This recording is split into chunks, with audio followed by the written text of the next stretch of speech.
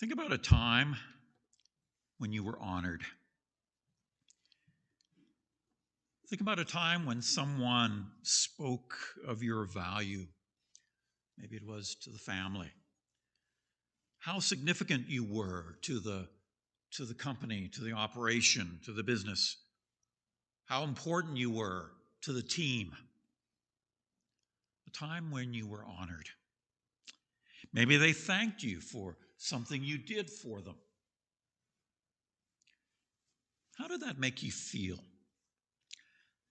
Did it inspire you to do more of the same? Did it make whatever sacrifice worthwhile?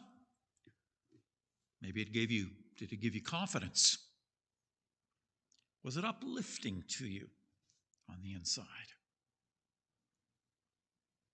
Honoring one another. That's what honoring others does. Honoring others can motivate, it can inspire, it can build up, it can energize, right? It can make those who feel insignificant feel important, significant. Those who feel forgotten, honoring them can say to them, you know what? You are remembered. You are recognized. And for those who want to quit, maybe honoring can give them new determination to continue on. Today is the fourth in a series of messages highlighting a few of the nearly 60 commands in the New Testament that center around the words, the phrasing, one another. They are all about how we treat each other as followers of Jesus. They give us some insight into our lives together as a church. And all of the one another's just help us to realize that we are better when we are together. And as you figured out today, I want to explore the exhortation to honor one another. Paul puts it this way in Romans 12:10, be devoted to one another in love. Honor one another above yourselves. Many of us are interested in the idea of honoring one another. It sounds like a useful thing. Sorry, I'm having trouble with, there we go, my screen here, my paper. Honoring one another. Great idea. But what does that mean? The term that is used in our Bibles is a translation of a Greek term that appears about 41 times. This is what I read. I don't go spend my week counting these things. The verbal form, somebody who had more time than me says it's about 21 times it's used. But in the language of the New Testament, this term honor was used to talk about the value, the great value that was attached to something. We might say something was expensive, but they would say something was honorable because of the price attached to it. The higher the honor, the higher the price of something. So the honor of gas this past week has been really increasing. Have you noticed that? A lot of honor being given to gas and groceries. That's one way it was used. It was also a word that was used to attribute high status to a person or to a thing. And sometimes honor was about the recognition that someone deserved. They are honored by being recognized, by being appreciated. Now, in Paul's day, in the world of the New Testament, whether you were Gentile or Jewish, didn't matter. You were born into a culture, the first century Mediterranean world, and this is the context of Paul's letters, including the passage that we're focusing in on in Romans. And Jew or Gentile, the culture trained you from childhood to pursue honor and to avoid shame, disgrace. It was talked about as an honor and shame culture. There are still parts of our world today where honor and shame are very powerful motivators. In Paul's day, in the Roman world of the first century, honor was the affirmation of your worth by your peers, yes, but also by society. And it was awarded not necessarily on whatever skills that you might have had or if you were a good athlete. It was awarded on the basis of how well you embodied the values and the virtues of the society in which you found yourself. We might say today, if you were a really good citizen, you were worthy of honor. And honor and shame, or honor and dishonor, were the main ways in which, in the ancient Mediterranean world, social control was exercised, keeping people in line by honor and shame. Society upheld its values by rewarding those who embodied those values, those who were good citizens. And if you were a good citizen, you were awarded a greater degrees of honor than someone who kind of didn't get the memo, so to speak. And dishonor, that was the disapproval by society. That was a disapproval by the group of you or of a person based on his or her lack of conformity to the values that were held essential to the existence of the group. So you sense what's going on when Paul writes about honoring one another? Think about some of Jesus' words with that background, okay, of that day. Think about some of Jesus' words to his followers. Why is he saying this to his followers? Well, maybe because in the culture of their day, these words were critical. Jesus warns his followers. He gives his followers every indication that being identified with Jesus, following Jesus, is going to lower your estimation, lower your honor in the eyes of your neighbors. And so Jesus says, blessed are you when people hate you, when they exclude you, and they insult you, and reject your name as evil. Why? Not because you're a cad, but because of the Son of Man, because of your identification with me. Jesus says the student is not above the teacher. Oh, that's a good proverb. Remember that, student. Well, no, get the context. The student is not above the teacher.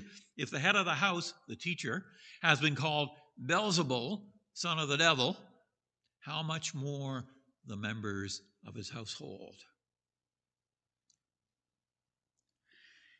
John, in his gospel, even says that some prominent and high-placed Jewish leaders, they believed in Jesus, but they kept silent about their convictions because, John says, they loved human praise, human glory, more than praise or glory from God.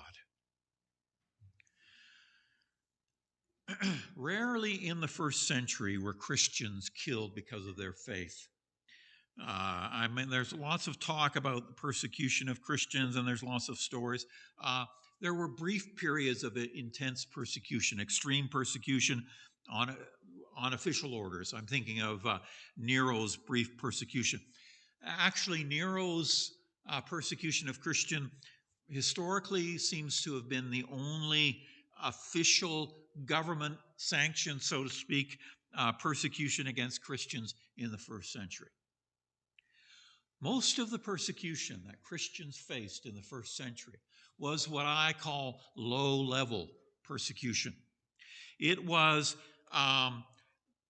these ways that society corrected those who deviated from the honorable paths. Okay? And so in Jerusalem and in Judea, particularly in the years immediately following the resurrection, the Christian movement, you're part of some deviant group. And so the Christian way was, they tried to suppress it. How did they try to do that? Well, they tried to do it by threatening the leaders, by whipping them, which is a public assault upon your honor. They never whipped you in private. They did it out front where everybody could see your dishonor and your shame. And sometimes, yes, killed. I'm thinking of Stephen in Acts chapter 7. And throughout Asia Minor, modern-day Turkey, and Greece, Gentile Christians really experienced the social pressure of their non-Christian neighbors. And you see this, I think this is reflected in this passage from the book of Hebrews.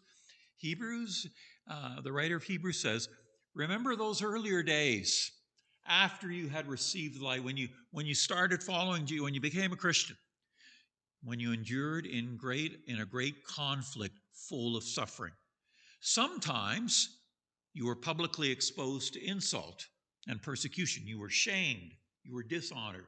At other times, you stood side by side with those who were dishonored. You suffered along with those in prison, another shame. You joyfully accepted the confiscation of your property because you knew that you yourselves had better and lasting possessions. And so as a Christian, your neighbors try to discourage you by whatever means available from continuing in your deviant way of life. Come on, get in line. Worship the gods. Support our society. Be a good citizen. Their neighbors were trying to reclaim these wayward members of their society. They wanted to restore them to being decent, good people who supported the values and stability of their society. So how does the Christian community of the first century respond to that? How do they insulate themselves against that desire for honor and from the disapproval that they face from their non-Christian friends and neighbors? Well, I think it begins by painting a very different picture of what honor is. A very different picture from what the world around them is telling them. And so in the New Testament, you find that honor is depicted as being the outcome of a life of faithfulness. What is honorable? A life of faithfulness, a life of loyalty to Jesus. That's what's honorable. What is honorable? It's obedience to his teachings, following Jesus' example. That is honor. And the approval of God and Christ alone is the foundation for your honor, not the approval of your neighbors, not the blessing of society, the approval of God. That's why they say, was it Peter said? We obey God rather than man.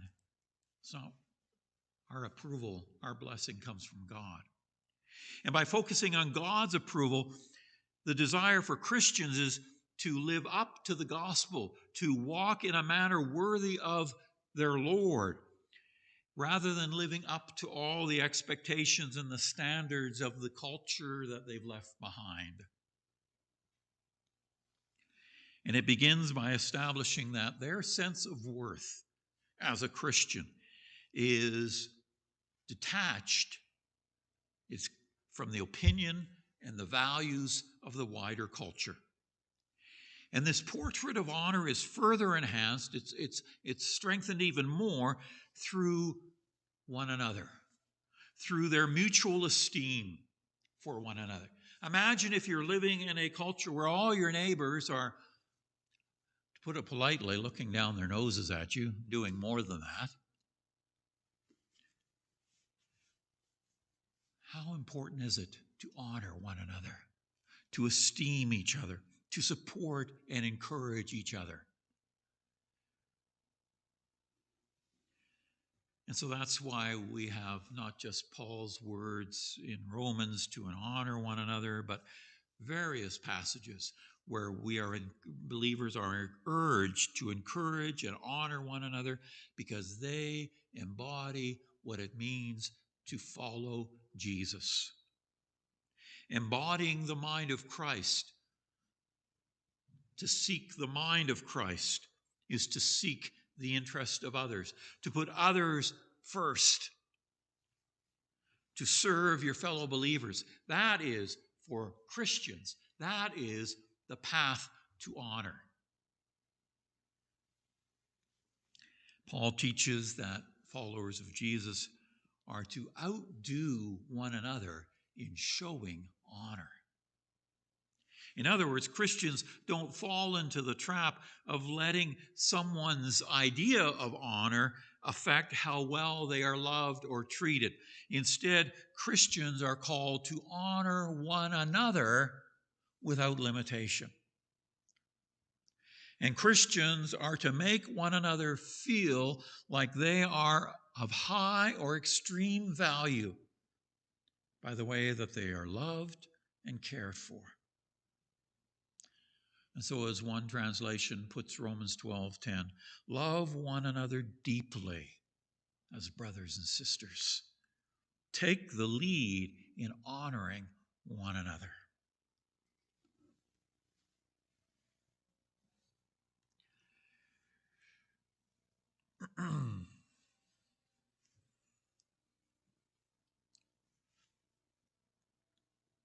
So what? So what do we regard as honorable? Whose opinion matters most to us? Who are our role models? You know, the people that you praise, the people that you admire, represent the values that you think are worthy of honor. Who does our society set up as role models? What does that say about the values in the church, in your own life? How can we plant Christ-honoring values in our hearts? You know, I've talked all about the first century, right? And you're saying, oh, that's a really interesting history. Well, maybe some of you were also thinking, you know, that sounds a lot kind of like 21st century. And it may be surprising, but we do have a lot in common, don't we, with the social dynamics of the first century Mediterranean in our modern Western world. While the machines of conformity maybe are more subtle and more institutional, the wheels are turning. And we find ourselves struggling to work out our salvation in the midst of a majority culture that is defined by pluralism and materialism.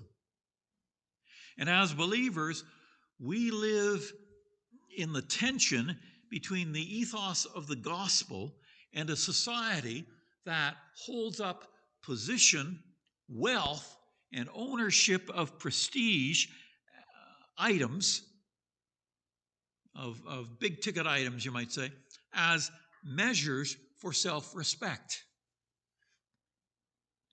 Somebody just the other day, somebody in my circle of friends in this building said to me, oh, you drive a 2018. I can't afford a 2018 vehicle. My car is a 2018. I said, oh, you have a 20. Anyways, where's Walt? Oh, there he is. Items, you know, the cars, the vehicles that we drive, the positions that we hold. Now, to say that Christians are persecuted here in the West, that's an exaggeration for the situation for the majority of us here in the West, despite what we may think.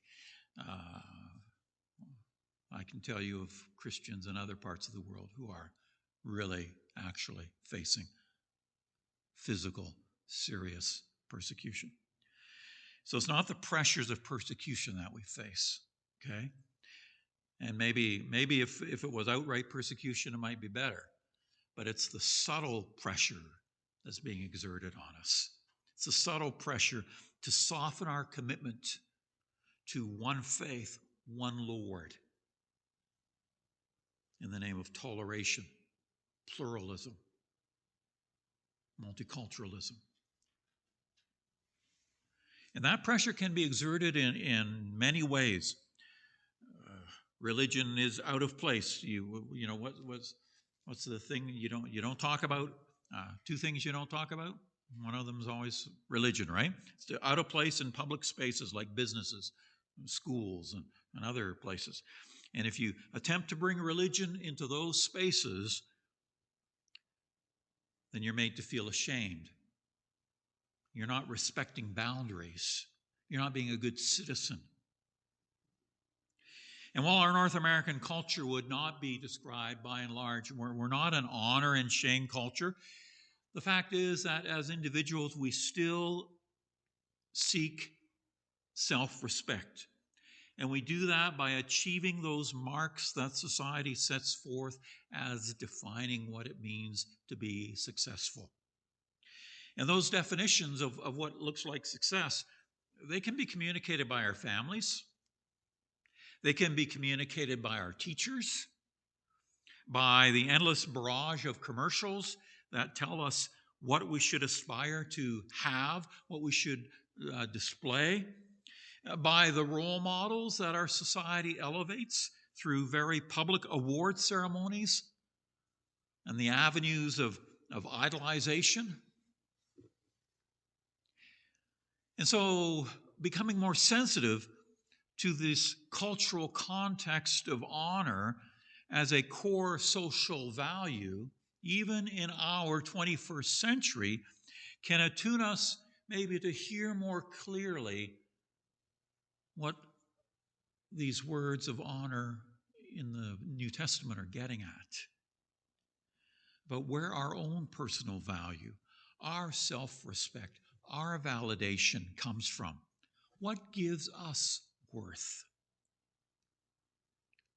And if we can read and meditate upon the scriptures with that focus, that can help us to be liberated from trying endlessly to establish our worth and self-respect through all the avenues that the world sets before us and incites us to pursue. Roads to worth like acquisitions. Roads to worth like upward mobility, competition, sexual conquest, affirmations of attractiveness. Roads to worth like independence, insisting on our rights, claims of superiority based on status like race or class or birth or breeding. And the teaching of Jesus and of the inspired writers of the New Testament hang a big, huge dead-end sign on all of those avenues. And they summon us to measure ourselves and one another no longer by those yardsticks.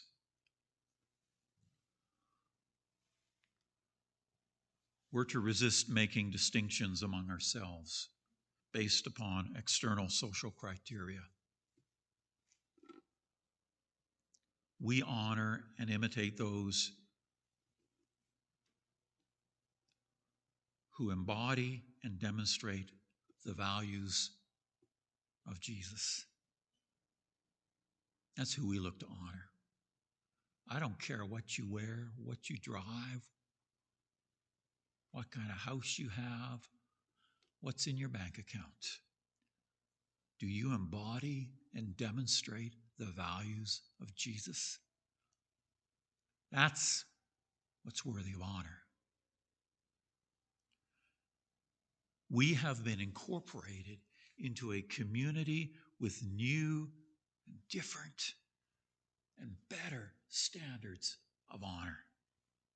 It's a community where the weak are not excluded, but they are valued. It's a community where boasting and honor seeking like the world does is repudiated. It's a community where servants are called to sit at the table with those they once served.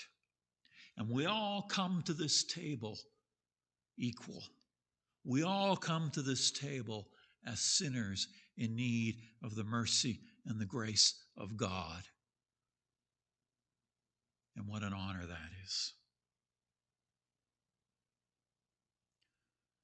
It's a community where even the ultimate dishonor of the cross, and if you want to talk about anything that was shameful in the first century, it was, and the writer of Hebrews mentions, it's the shame of the cross, to be publicly executed, to be stripped of your clothing and hung naked on a cross where everybody could see what you've done, who you are.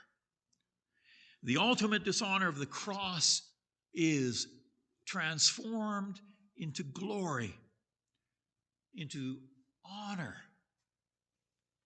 in this community. You see how different it is?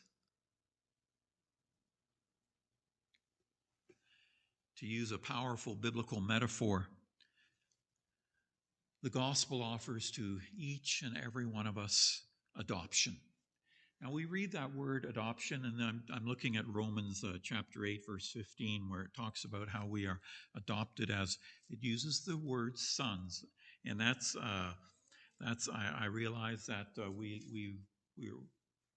in our day and age, we would say sons and daughters, but I want to highlight sons because when Paul says that we are adopted as sons, he's actually getting at a high status term in his day. To be adopted as a son, that was a jump in status. That was an elevation. Okay? Come up with the equivalent today. You are now one who has full legal standing as an adopted heir in Roman culture. Paul says that is for all of us, both men and women. We are now adopted. We are now elevated. We are now high status heirs in the family of the firstborn son. You, me. What an honor. What an honor.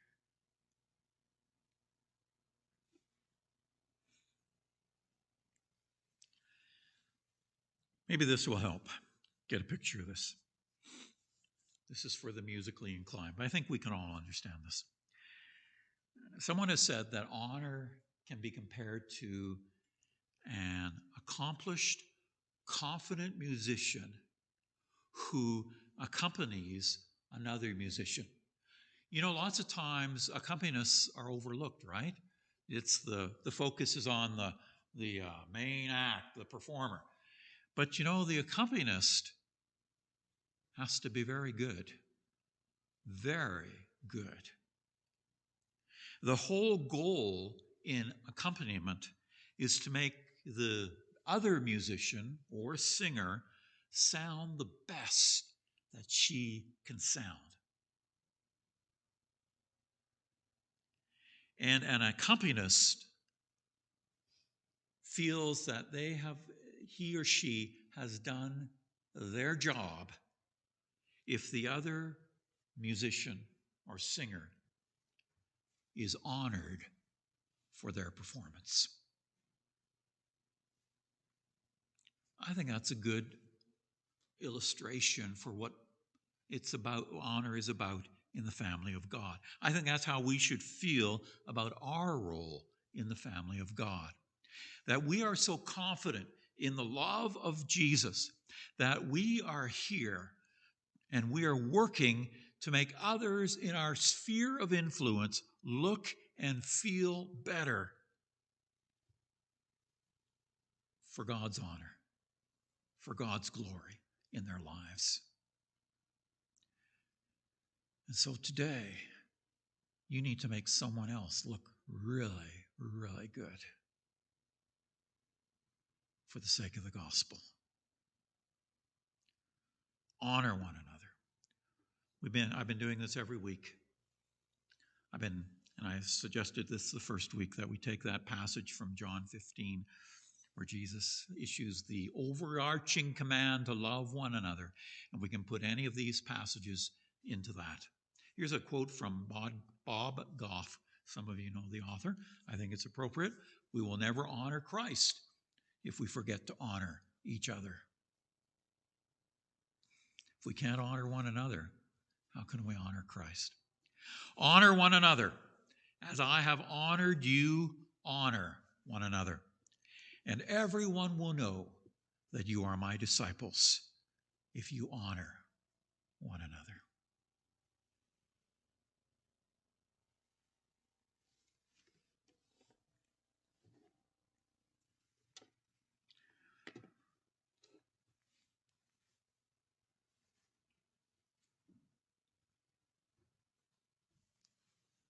Let's give some thought. How can we do that? How can we honor one another? How can we somehow